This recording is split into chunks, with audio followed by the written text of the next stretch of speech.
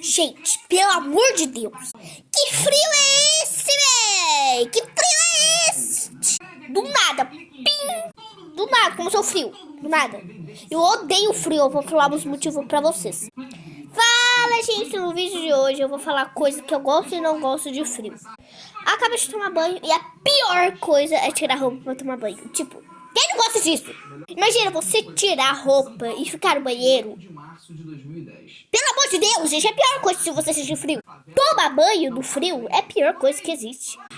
Se você gostar de tomar banho no frio, me segue aí, meu filho. Coisa que eu gosto também é que eu posso ficar deitada na cama. Claro que é uma sensação muito boa. Isso é a melhor coisa, deitar na cama, pegar a manta e ficar de boaça assistindo o Filmex, uma série.